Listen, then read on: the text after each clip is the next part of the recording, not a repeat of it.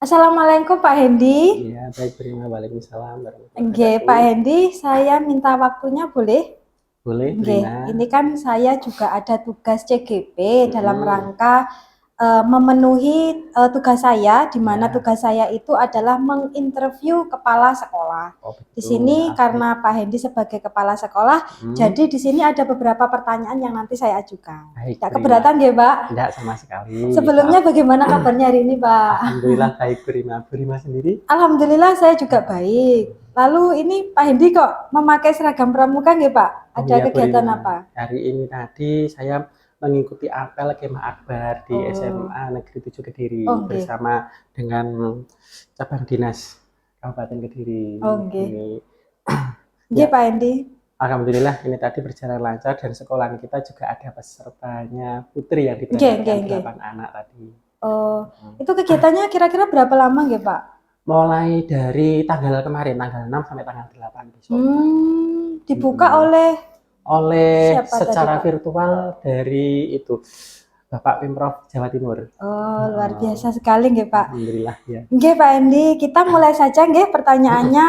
Untuk Baik, yang terima. pertama Pak Hendi, selama ini bagaimana Pak Hendi dapat mengidentifikasi kasus-kasus yang merupakan dilema etika atau bujukan moral?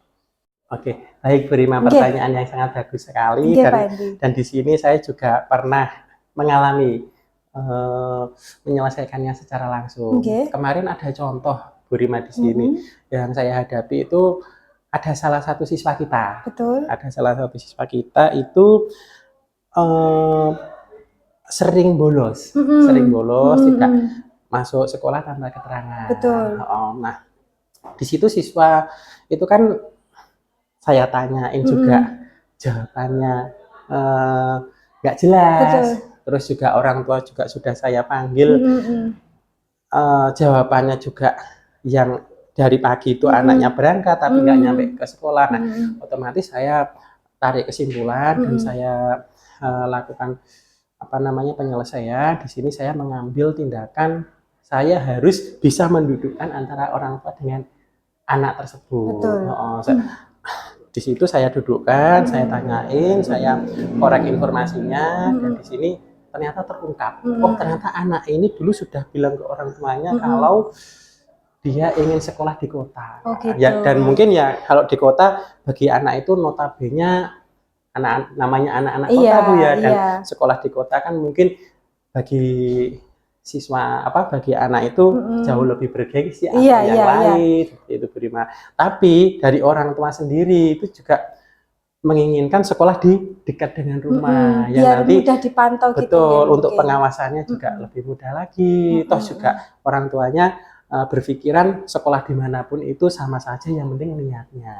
Oh ya, di sini ada benarnya juga Bu, siswa namanya kemarin Ananda Ali itu juga bagus, pikirannya bagus, ingin sekolah di kota yang nanti ingin mungkin menumbuhkan semangat dan minatnya dalam belajar, temannya juga mungkin banyak yang di sana, dan dari orang tua sendiri ya nggak ada salah. Tapi di sini tak tarik kesimpulan lagi, untuk orang tuanya munggah nih persepsi, toh juga nantinya yang diragati itu adalah putra. Dan di sini juga Alwi sebagai anak juga tak kasih pengertian. Kalaupun memang ngotot tetap ingin sekolah di kota, ya gimana nanti proses rembukan dengan orang tua. Itu. Berarti ini dilema etika betul-betul yang perlu memikirkan yang matang-matang, betul, Jadi memang di sini anak tersebut memang jarang hadir di sekolah karena memang tidak ada niatan atau mungkin tidak memiliki hasrat untuk sekolah di sini. Karena dia punya pemilihan yang lain begitu, ya. Sebelum daftar ke sini memang pengennya daftar di kota. Di sekolah sini pun yang negeri dia nggak mau. Pengennya harus ke kota, pengennya ke kota. Yang saya tanyain bergengsi katanya. Jadi di sini Pak Andi sudah melakukan identifikasi terhadap siswa tersebut, dan dari kasus tersebut penjenengan juga memberikan keputusan yang artinya itu keputusan yang terbaik untuk si anak tersebut. Soalnya bagaimanapun juga Bu Rima, nanti kalau anak itu tetap dipaksa ya jadinya seperti ini kendor. betul, Kalau Pak. sudah kendor masa depannya bagaimana nanti? Yang lebih penting gimana caranya dia semangat, orang bisa memegang janji dari orang tuanya, disekolahkan di kota, bisa terus sekolah sampai lulus. Iya, luar biasa sekali loh Pak Hendy tadi ceritanya, nggih. Menginspirasi sekali. Memang anak kita ya luar biasa seperti itu, Pak. Itu salah satunya. Kita lanjutkan untuk pertanyaan kedua, Pak Hendy.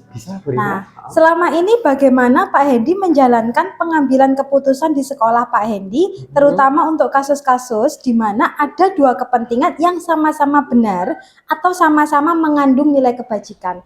Kira-kira sejauh ini penjenengan sudah pernah menghadapi enggak Pak dari dua sisi? Itu sama-sama benarnya, sama-sama kuatnya, itu pernah enggak?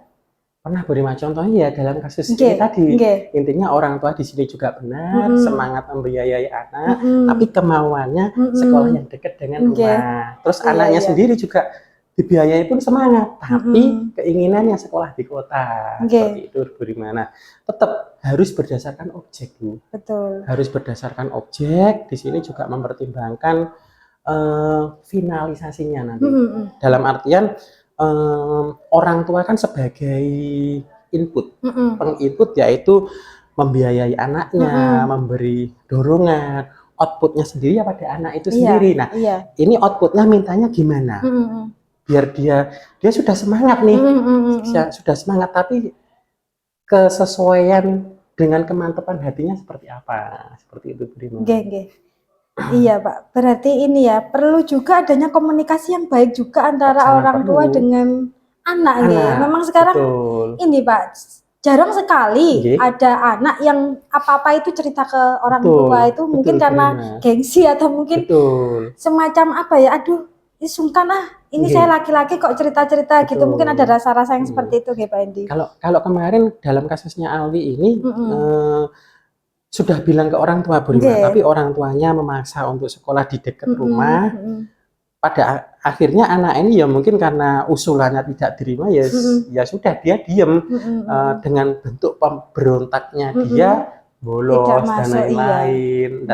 Tapi setelah digali-gali otomatis orang tuanya kemarin setuju anaknya sekolah di kota dan ini juga saya pantau aktif anaknya. Ya mungkin sesuai dengan keinginannya Bu ya. Betul. Iya Pak. Lanjut ya Pak Hendy untuk pertanyaan yang ketiga, langkah-langkah atau prosedur seperti apa yang biasa Anda lakukan selama ini? Jadi dalam mengatasi dilema yang tadi loh Pak. Nah itu biasanya penjenengan itu melakukan langkah-langkah yang seperti apa? Yang jelas yang pertama itu saya kenali dulu Bu, saya identifikasi dulu pendekatan ke kayak tadi contoh kasus saya sangat pautkan nih kayak kasusnya Alwi tadi, pendekatan ke Alwi, saya gali informasinya, habis itu juga dari orang tua juga saya gali informasi, pendekatan ke orang tua.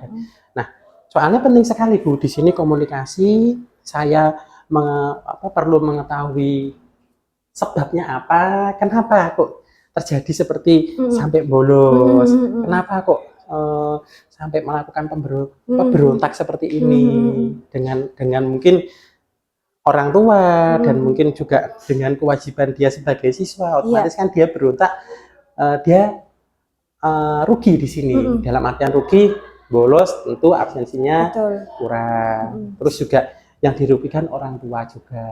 Betul. Ya. Jadi memang harus diidentifikasi dulu, dicari tahu dulu akar permasalahannya di mana. Nah, setelah diidentifikasi Bu Rima, kita nanti juga perlu komunikasi lagi, musyawarah untuk menyelesaikan masalah. Dan di sini nanti juga kesepakatan pun juga bukan dari salah satu pihak atau mungkin dari saya atau orang tua Ananda Alwi atau Alwi saja. Di sini perlu kesetujuan dalam artian nanti mintanya Alwi sebagai outputnya gimana, terus nanti orang tua sebagai pengikut, pendorong dan nyekolahkan anaknya sanggup atau tidak. Kalaupun sanggup menyekolahkan di dekat area rumah ya otomatis kalau anaknya semangat di kota ya harus sanggup menyekolahkan di sana dengan catatan orang tua harus tega. Otomatis kan jauh dari rumah. Betul. Ada hal yang dikorbankan. Betul, di sana soalnya Alwi nanti kos. Itu Prima. Memfasilitasi anak untuk mencapai apa ya ibaratnya keinginannya gitu Pak. Terus kepercayaan di sini kita juga dapat hikmah sebagai mungkin orang tua Alwi dapat hikmah. Oh nanti anaknya mandiri seperti itu Prima. Baik Pak Andi, kita ke pertanyaan keempat Hal-hal apa saja yang selama ini Anda anggap efektif dalam pengambilan keputusan pada kasus-kasus dilema etika? Jadi yang tadi penjenengan jelaskan itu termasuk dilema etika Pak Andi. Jadi dua-duanya itu kan kita dihadapkan pada masalah yang berat dan dua-duanya itu menurut kita betul semua. Nah, kira-kira menurut Pak Hendy ini bagaimana? Apa saja ini yang kira-kira dianggap efektif dalam pengambilan keputusannya? Hal-hal apa saja? Yang hasil efektif berarti di situ ada kata sepakat ya Bu, antara satu orang tua dan yang kedua dari Alwi sendiri yang didorong, difasilitasi untuk sekolah. Nah, yaitu tadi Bu Rima, hasil dari kesepakatan itu nanti kan mengeluarkan hasil yang nantinya ke depannya baik lagi. Betul. Ya, yaitu tadi secara prosesnya kita harus pendekatan, informasi, apa yang diinginkan. Soalnya kalau kita nggak mengacu pada apa yang diinginkan, kita dorong seperti apapun akan berat jalannya Bu Rima di sini. Ada ini ya. Apa namanya kayak poin-poin yang harus dilakukan itu apa saja gitu ya Pak ya. Betul. Selain kesepakatan misalnya Pak Edi. Selain kesepakatan ya itu Prima, kemauan. Jadi dari orang tua kemauan untuk memfasilitasi anaknya. Mungkin ini dalam jangka dekatnya biaya sekolah, tapi dalam jangka panjangnya mungkin si Alwi ini karena jaraknya jauh, mungkin karena dia di kos nggak kerasahan, dibuat jaga-jaga mungkin di sini nggak ada kendaraan, otomatis orang tua harus memfasilitasi lagi di kendaraan. Kalau nggak ada kemauan nanti orang tua sendiri juga akan berat Prima. Terus kalau dari segi Alwinya sendiri, misalkan nanti sudah sekolah di kota, kos. Kalau ada apa-apa dengan orang tua, telepon, disuruh pulang, juga harus bersedia di sini. Soalnya selain dia itu mengukir ilmu di sekolah, dia juga harus ingat kalau dia masih ada orang tua di rumah yang harus mungkin dia berikan perhatian, kasih sayang, juga butuh soalnya. Seperti itu. Oke Pak Andi. Lalu yang berikutnya Pak, hal-hal apa saja yang selama ini merupakan tantangan dalam pengambilan keputusan pada kasus-kasus dilema etika Pak Edi? Mungkin kan dalam menyelesaikan sebuah kasus itu kan pasti ada hambatannya atau tantangannya. Nah, kira-kira itu tantangannya seperti apa ya Pak? Tantangan yang sering saya jumpai itu kalau contoh kasus Alwi itu dari awal itu saat proses penggalian informasi Bu Rima, itu anaknya nggak mau ngaku 100%. Dalam artian saya tanyain kenapa kok seperti ini, itu pengakuan dari dirinya, kejujurannya kurang Bu. Biasanya anak seperti itu kan nggak akan 100% jujur, mungkin dia akan menyimpang dari jawaban realitasnya, seperti itu Prima ya. Itu terus yang kedua juga karena jarak sekolah dan rumah, sebenarnya itu bukan menjadi alasan sih Bu ya. Kita harus mengatur waktu, otomatis si Alwi juga kita tanyain, orang tua juga kita tanyain, butuh proses dan waktu nanti untuk didudukkan bareng-bareng. Tapi yang menjadi kendala penting yaitu dari saat proses kita penggalian informasi. Berarti kalau bisa saya simpulkan, tantangannya itu yang terberat ini ya, ketika penjenengan memberikan ibaratnya gini Pak, memberikan waktu untuk berkomunikasi, tetapi anak tersebut tidak ibaratnya tidak mengeluarkan atau tidak mengemukakan pendapatnya secara detail. Ada hal-hal yang dia sembunyikan gitu loh maksudnya. Betul gitu. Jadi nggak langsung dia spontan bilang gini Pak, gini. Enggak, kita harus pelan-pelan, kita harus menanamkan kepercayaan pada siswa ini. Nanti kalau siswa ini sudah percaya dengan kita, mengungkapkan apa yang memang menjadi kenyataan pada kita, nanti insya Allah akan bisa begitu nanti. Oke, Pak Hendy. Lanjut untuk pertanyaan yang ke-6 ya Pak. Boleh. Apakah Anda memiliki sebuah tata kala atau jadwal tertentu dalam sebuah penyelesaian kasus dilema etika? Apakah Anda langsung menyelesaikannya di tempat atau memiliki sebuah jadwal untuk menyelesaikannya? Bentuk atau prosedur seperti apa yang Anda jalankan? Nah, macam-macam Bu Rima. Kalau seperti kasusnya Alwi kemarin itu kan karena butuh proses pendekatan kepada Alwi, kepada orang tua. Jadi ya kalau saya sudah pegang, benar-benar pegang hasil yang benar-benar nyata, hasil jawaban dari Alwi, jawaban dari orang tua nyata, nanti saya punya kesimpulan untuk mengumpulkan orang tua ya. Itu nanti keputusan bisa diambil di saat itu juga. Tapi kalaupun mungkin kasus-kasus kayak kemarin ada orang tua yang kesini, anaknya di sekolah itu dia minta solusi gimana biar semangat, itu ya saya langsung berikan saja itu solusinya. Ya gini Bu, nanti kalau di sekolah kan nanti juga hubungannya dengan siswa, melatih mental anak itu bukan cuma di sekolah saja, tapi juga di rumah. Nanti di rumah nggak apa-apa Bu, saya kasih solusi gini, misal di rumah kan bapaknya ikut rutinan yasinan, nanti nggak apa-apa, bapaknya pura-pura keluar ada urusan, putaran jenengan yang disuruh menggantikan, disuruh mewakili. Itu nanti kan kalau duduk bareng bersama orang banyak, saling tegur sapa, ngobrol-ngobrol, otomatis nanti secara tidak langsung mental dan itunya terbentuk, akan lebih berani lagi.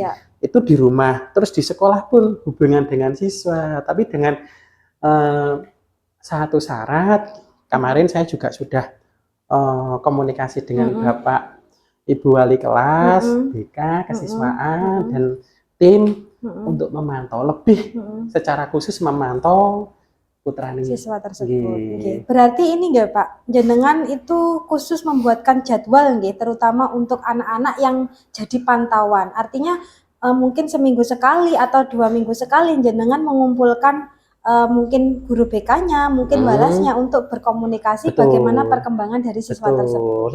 Soalnya gini Bu, kita kan anak itu dari proses dia mungkin introvert ya nyebutnya, diem di dalam kelas, takutnya nanti dia dibully atau apa-apa. Kita di sini perlu target nih untuk membuat anak ini lebih percaya diri, bisa menunjukkan ekspresi dia. Kita ada target kan.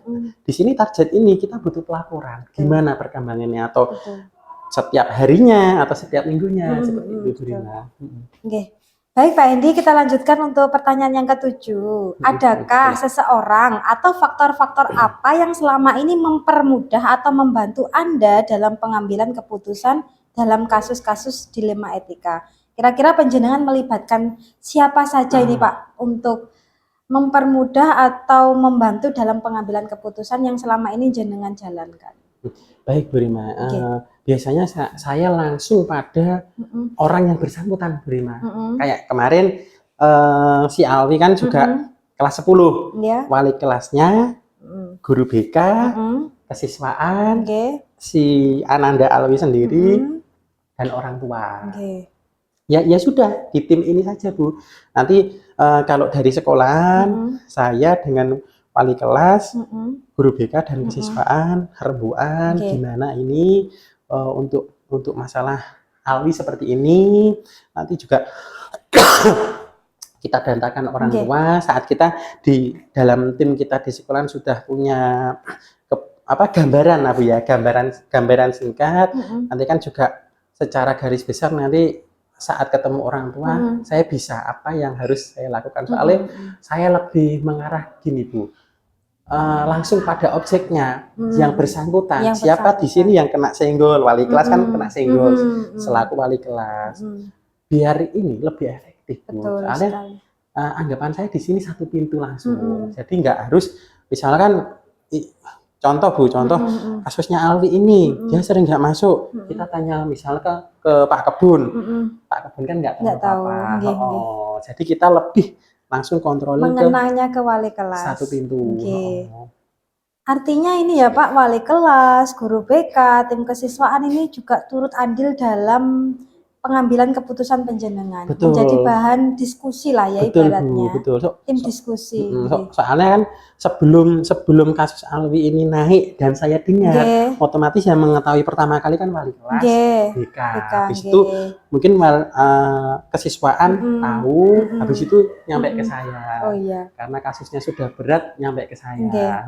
Baru jenengan bisa memutuskan di situ. Betul. Nggih Pak Hendi, ini pertanyaan yang terakhir, nggih. Dari semua hal yang telah disampaikan tadi, kira-kira Pak Hendi pembelajaran apa yang dapat Anda petik dari pengalaman Anda mengambil keputusan dilema etika? Nggih. Baik Bu Rima. Memang dilema etika itu bagi saya itu ada susahnya, ada enaknya Bu Rima. Nah, di sini susahnya nanti ya ini bisa membantu saya menjadi lebih bisa. Susahnya ya mungkin susahnya ya kita diribetkan, susah dalam kayak tadi penggalian informasi. Si anak nggak langsung bilang spontan 100% jujur. Terus enaknya ya kita kalaupun nanti ada kasus seperti ini lagi kita sudah siap, sudah siap. Karena apa? Soalnya di siswa kita kan banyak juga dilema yang muncul, kasus yang muncul itu berbeda-beda. Nanti cara penanganannya juga berbeda. Juga nanti kita dengan adanya kasus kita semakin kuat, kita semakin punya banyak cara. Nanti kasus apapun itu insya Allah siap. Mustahil Bu, di sekolah itu nggak ada kasus dari siswa, mustahil. Semakin kita banyak kasus, semakin kita itu belajar untuk mentreatment anak-anak begitu ya Pak. Jadi caranya si A belum tentu juga bisa dipakai oleh si B. Karena masing-masing A dan B ini karakternya yang berbeda. Terus mungkin latar belakangnya juga berbeda. Terus saya sendiri di sini sebagai atasan juga nanti bisa buat saya mendorong mungkin Bapak Wali kelas atau BK. Oh Bu, misal kasus kayak gini, misalkan kita perlu pendekatan. Secara mungkin Bu Rima sendiri di sini juga paham. Kita perlu pendekatan, jangan spontanitasnya dikasih keputusan nantinya fatal banget Bu. Terima kasih loh Pak Hendi, luar biasa sekali. 8 pertanyaan saya sudah dibabat habis oleh Pak Hendi. Alhamdulillah. Dan ini tadi juga, alhamdulillahnya Pak Hendi juga longgar. Akhirnya tugas saya juga terpenuhi. Dan sekali lagi terima kasih atas waktu yang diberikan Pak Hendi. Selamat menjalankan tugasnya. Wassalamualaikum warahmatullahi wabarakatuh. Waalaikumsalam warahmatullahi wabarakatuh.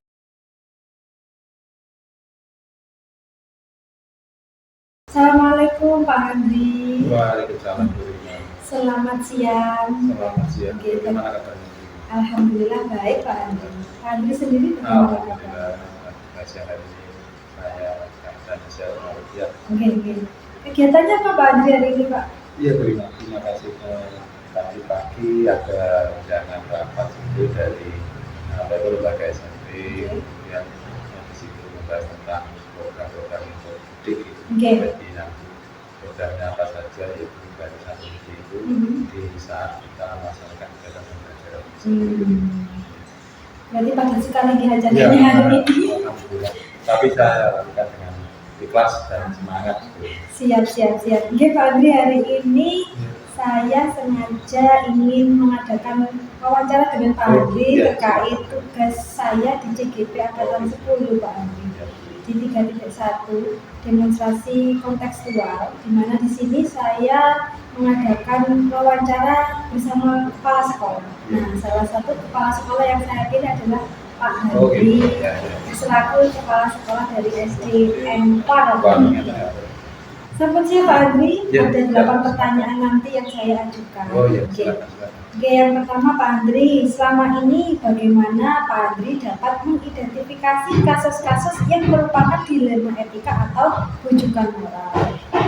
Terima kasih atas kesempatan memberikan waktu kepada saya untuk diwawancarai dalam kegiatan pelaksanaan pembelajaran pada guru 3.1 ini. Yang tadi disampaikan tentang bagaimana mengidentifikasi kasus-kasus merupakan dilema etika ini, Yang pertama itu dari kasus peserta didik tersebut, di mana peserta didik itu memiliki banyak kasus yang diantaranya yang pertama itu berkaitan kasusnya itu mungkin dia mempunyai prestasi yang sangat bagus, tetapi dengan prestasi itu kemudian pada saat hasil evaluasi dia berusaha semaksimal mungkin dengan berbagai cara itu ada yang mungkin dengan waktu membuat suatu jawaban yang sifatnya kita tidak tahu dia membuat jawaban yang kecil, kemudian dia supaya apa intinya anak itu tersebut merasa nilainya bagus gitu, bisa bagus, bisa maksimal di antara yang lain karena dia merasa mempunyai apa itu prestasi di bidang itu, jangan sampai kalah gitu dengan peserta yang lain seperti itu. Kemudian seperti apa itu prestasi yang dilakukan dia mungkin mampu atau prestasi di bidang olahraga itu juga ada. Kemudian yaitu sering mengikuti kegiatan lain, kegiatan sepak bola, turnamen, dan itu akhirnya dia mengalami istilahnya apa ya, dalam artian pembelajarannya itu sangat terlambat. Jadi di apa itu di kegiatan yang belajar itu kadang-kadang tidak sering masuk, jadi absen apa gitu sering. Jadi di satu sisi dia berprestasi di bidang olahraga, tapi di sisi yang lain tidak diimbangi. Di akademinya dia malah lemah gitu. Sangat dilema sekali ya. Ini masalah. Bagaimana solusi itu nanti ya kita bicarakan bersama-sama. Siap. Jadi dilemanya di sini ada siswa yang berprestasi di bidang olahraga, akan tetapi di bidang akademinya dia lemah, atau mungkin tingkat absensinya atau kehadirannya itu kurang ya Pak ya, alias sering tidak hadir malah karena kondisi memang dia lebih apa ya Pak, memprioritaskan atau fokus kegiatan yang di olahraga tersebut. Bahkan ada juga seperti prestasi mungkin di bidang sekarang ini istilahnya bela diri itu yang lagi viral juga gitu dia juga ada Pak. Ya viral apa itu lagi sekarang ini ngetrennya itu bela diri keberhasilan yaitu dia juga sering kita masuk itu karena memberikan dari kegiatan tersebut perlu kita nanti fokuskan atau pembenahan supaya nanti dia kita rakyat ini sama itu. Siap Pak Andri. Untuk pertanyaan kedua Pak Andri, selama ini bagaimana Pak Andri menjalankan pengambilan keputusan di sekolah Pak Andri, terutama untuk kasus-kasus di mana ada dua kepentingan yang sama-sama benar atau sama-sama mengandung nilai kebajikan seperti tadi Pak Andri. Siswa satu dia itu lebih berprestasi di bidang olahraga, tetapi di sisi lain tidak diimbangi dengan kehadirannya di sekolah atau mungkin dia lemah di akademiknya. Nah, bagaimana Anda menjalankan pengambilan keputusan yang seperti itu? Iya begitu. Di sini karena saya juga selaku pimpinan keluarga itu saya itu tidak prioritaskan yang istilahnya dari peserta itu mempunyai kelebihan satu bidang akademik maupun akademik, kemudian di sisi lain ada kelemahannya, yaitu nanti saya selaku pengambil keputusan di sini hanya bisa memberikan gambaran dan keputusan yang sifatnya tidak memberatkan sebelah, tidak merugikan itu bagaimana, dan di sini opsi saya di mana peserta itu mempunyai kelebihan dan di situ menjadikan suatu kebanggaan di lembaga saya, di lembaga kami itu merupakan suatu penghargaan tersendiri bagi kami karena di situ merupakan itu hasil prestasi dari peserta didik, meskipun nanti dia memiliki kelemahan di bidang akademiknya, tapi tetap kita berikan arahan, kita berikan gambaran, kita bekerja sama mengundang orang tuanya supaya nanti bagaimana antara keprestasiannya dia dengan kesehariannya dia dalam akademiknya itu bisa seimbang gitu, supaya tidak ada yang dirugikan. Betul sekali. Memang ini anak kan memang dia berprestasi tapi non akademik ya ibaratnya. tapi jangan sampai kita mematahkan semangat anak tersebut untuk tidak melanjutkan sekolahnya juga. Dua-duanya harus imbang gitu, karena di sini juga di lembaga kami juga ingin memiliki prestasi dari ucapan kegiatannya dia. Lembaga kami juga dikenal di lembaga yang lain. Apa ya Pak, ibaratnya ikut siswa tersebut juga membawa nama baik sekolah. Kita supaya nanti di tingkat level kata-kata, bahkan mungkin ya dikenal, karena perlombaan itu yang dilihat itu dari eventnya itu ya, karena di lomba salah satu itu ya terlalu dari lembaga lain itu tadi untuk keseimbangan nanti kita saja. Siap Andri. Untuk pertanyaannya ketiga, langkah-langkah atau prosedur seperti apa yang biasa Pak Andri lakukan selama ini dalam pengambilan keputusan lebih lanjut?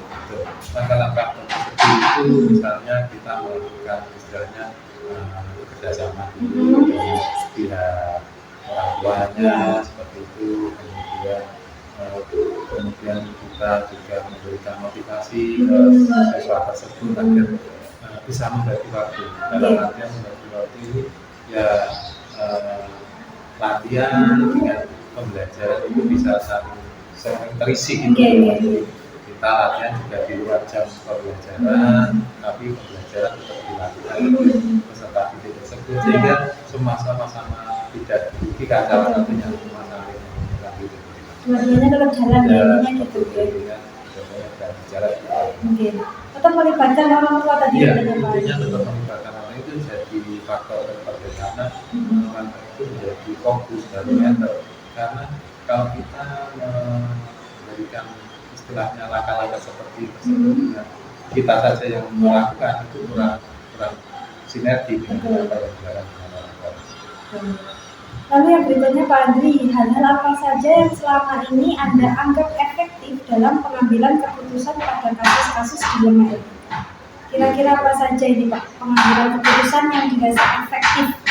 Iya, di sini ada yang saya anggap efektif pengambilan itu ya sama-sama pengambilan yang benar ya. Istilahnya apa itu seperti itu. Jadi pengambilan yang sama-sama menguntungkan seperti itu.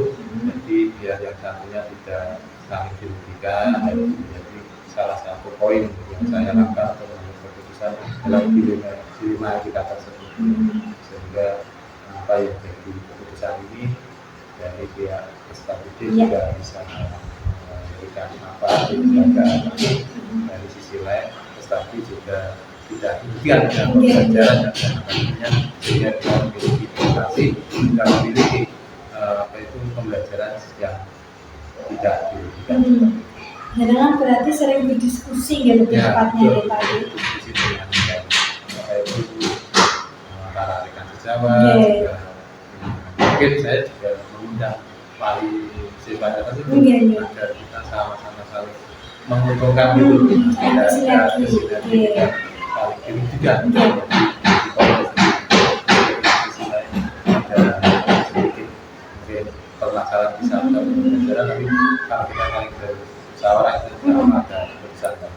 Berarti ini yang sering dilakukan Pak Andri itu kalau boleh saya garis bawahi nih Pak, mengadakan diskusi lalu kemudian berkomunikasi juga dengan pihak orang tua gitu, agar tidak serta-merta keputusan itu jenengan ambil sendiri ya ibaratnya. Kolaborasi betul sekali Pak Andri.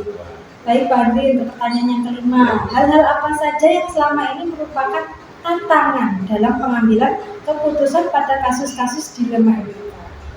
Biasanya kan pasti ada hambatan di Pak Andri. Nah, kira-kira jenengan menghadapi hambatan atau tantangan tersebut seperti apa? Iya, betul. Dari tantangan dan hambatan yang lakukan seperti itu biasanya seperti kita mungkin ya ada sesuatu yang sifatnya hambatan itu dari segi istilahnya tantangan yang mungkin dari strategi itu mungkin sudah tidak fokus, jadi kita kurangnya motivasi. Iya betul, itu kurang motivasinya seperti itu, jadi merupakan tantangan itu. Jadi kita harus memberikan semangat motivasi ke peserta tersebut supaya jadi tidak istilahnya patah semangat dengan apa yang bisa dilakukan. Meskipun dia memiliki prestasi tapi kita tetap harus memberikan motivasi semangat bahwa kamu juga bisa melakukan akademik seperti itu, belajar seperti meskipun nanti kita tuntun pelan-pelan, tapi insya Allah semua itu pembelajaran itu akan berhasil. Iya, karena mengingat SD itu kan jenjangnya kan masih ada lagi ya, yakni ke SMP, ke SMP itu ke SMA atau itu SMK. juga menjadi satu cerita pada saat saya menjadi guru. Jadi dia itu memiliki kelemahan di bidang akademiknya, itu dia tidak bisa membaca, dia menulisnya juga kurang bagus. Saya berikan motivasi ke dia, makanya anak-anak itu belajar didampingi orang tua. Kalau nanti nggak bisa, tolong ikuti les seperti itu jadi motivasi dia. Akhirnya dia memiliki kemampuan dan akhirnya bisa membaca, menulis dengan baik. Dan kemudian yang saya sampaikan ini seperti usia, yang usia itu misalnya anak itu belum tentu di usia SD-nya tidak bisa apa-apa, tapi biasanya juga belum lagi kalau bisa itu belum tentu. Apalagi SMK itu katakan lebih parah, karena itu ada cerita itu memang dari siswa dari lembaga itu dia SD-nya mungkin lemah dalam artian segala macam akademik, tapi di prestasinya sudah memunculkan kelihatan di SMP dan kelihatan. Belum tentu, jadi tidak bisa di apa ya Pak ibaratnya menjadi patokan ya. Kalau SD-nya tidak bisa, belum tentu di SMP juga tidak bisa ya. Jadi di SMP rasakan lebih prestasi itu. Jadi tantangannya itu lebih kurangnya motivasi terhadap peserta didik ya Pak Andri. Karena memang anak itu kan kadang ada malasnya juga. Pak Andri, kita lanjutkan ke pertanyaannya karena Pak Andri. Apakah Anda memiliki sebuah tata cara atau jadwal tertentu dalam sebuah penyelesaian kasus dilema etika? Apakah Anda langsung menyelesaikannya di tempat atau memiliki sebuah jadwal untuk menyelesaikannya? Bentuk atau prosedur seperti apa yang Anda jalankan? Kira-kira Pak Andri ini ada jadwal apa enggak ya Pak? Kira-kira dalam penyelesaian sebuah kasus atau memang spontan itu hari ini ada kasus, hari ini juga penjalangan menyelesaikannya? Nah, betul. Di sini memang setiap kasus itu kan berbeda-beda. Jadi kita sebagai pelaku saya kepala itu akan membuat jadwal untuk bisa bagaimana kasus itu dilaksanakan, kita bisa bersama-sama bagaimana solusinya. Kalau kita harus wajib yang orang lain kita berikan sesuatu, jadi perlu jadwal supaya nanti terprogramasi untuk memberikan solusi itu supaya nanti dilema etika ini berjalan memberikan solusi baik strategi dan tidak saling merugikan strategi dengan lembaga sekolah. Artinya penjenengan membuatkan jadwal dulu ya Pak Andri, biar tidak serta-merta langsung spontan memberikan solusi itu nanti hasilnya terlalu maksimal.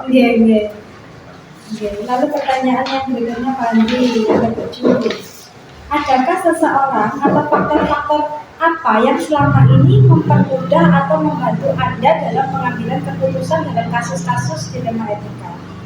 Pak Andri, kira-kira selama ini penjenengan siapa saja yang kira-kira dilibatkan dalam pengambilan keputusan? Kami juga selaku kepala sekolah ini tidak mempunyai keputusan yang sepihak, saya tidak diktator, harus keputusan A, harus saya menggunakan A, tapi saya tetap melakukan kolaborasi dengan penanggung jawab juga untuk menjadikan solusi, karena masing-masing punya ide-ide, punya usulan yang bagus. Memang saya buatkan suatu solusi untuk kedepannya memberikan permasalahan bagi pengambil keputusan. Kemudian di sisi lain juga saya juga lupa memberikan kerjasama dengan komite juga, dengan wali murid yang ada itu setelah kalau dari itu juga membuat keputusan supaya nanti ada yang bisa dilaksanakan diberikan bersama-sama dan tidak ada yang setia. Kalau di SMA SMK itu kan ada tim kesiswaan guru BK ya Pak. Kalau di SD itu apakah juga ada nih? Kalau seperti itu biasanya nanti dilakukan oleh mereka gitu. Langsung ke kelasnya nih Pak. Sebagai suatu istilahnya tim BK, memberikan bimbingan dan konseling peserta didik tersebut. Nanti kalau misalnya di BK itu setelah dengan saya dengan kelas juga bisa saling silakan kolaborasi tentang solusi bagaimana baiknya jika ada permasalahan tersebut dari perspektif. Berarti ini wali kelasnya multi talenta ya Pak. Wali kelas juga sebagai guru BK, juga sebagai apa ya Pak ya? Ibaratnya juga sebagai fasilitator juga memfasilitasi. Multi talenta gitu. Luar biasa ini guru SD. Iya, betul sekali. Pertanyaan yang terakhir Pak Andri, dari semua hal yang telah disampaikan tadi, kira-kira pembelajaran apa yang dapat Pak Andri petik dari pengalaman jenengan dalam mengambil keputusan di lembaga etika? Betul. Ini suatu refleksi dari kami selaku orang tua itu juga apa itu pembelajaran apa itu yang petik dari hasil kegiatan tersebut. Dilematika itu setiap lembaga itu pasti punya dilematika masing-masing. Nah itu jadi contohkan pembelajaran itu kita motivasi ke kami agar supaya apapun yang ada di permasalahan di lembaga itu terselesaikan dengan cara kita bermusyawarah, kita berkolaborasi, kita akan bekerjasama baik dengan rekan sesama, dengan strateginya itu solusinya adalah bagaimana kita dengan orang tua itu juga saling dilibatkan maupun kehidupan itu juga menjadikan solusi yang terbaik karena kita tidak berbeda itu sepihak, kita bersama-sama keputusan agar nanti permasalahan dilematika itu bisa terselesaikan dengan baik sehingga anak bisa melaksanakan pembelajaran itu dengan maksimal dan memberikan hasil yang cukup memuaskan tetap ikut dan membanggakan ke orang tua. Artinya ini tadi kan yang Mbak ya, pembelajarannya itu lebih ke merekatkan hubungan apa ya antara kepala sekolah dengan strukturalnya ya. Dan mungkin kepala sekolah struktural dengan peran wali kelas ya, lebih semakin dekat ya Pak ya. Lebih keakrabannya terjalin. Tapi kalau nggak ada kasus itu kita rasanya kok nggak ada sesuatu hal yang menantang ya Pak. Karena saya yakin itu setiap lembaga pasti dalam proses pembelajaran itu ada kasus itu. Perlu belajar bersama itu agar nanti pembelajaran itu berjalan dengan baik. Terima kasih Bapak Andri. Pertanyaannya sampai 8 ini sudah selesai. Terima kasih sudah meluangkan waktunya Pak Andri. Akhirnya 1-8-nya sudah selesai dan maaf mengganggu waktunya Pak Andri. Terima kasih banyak. Wassalamualaikum warahmatullahi wabarakatuh.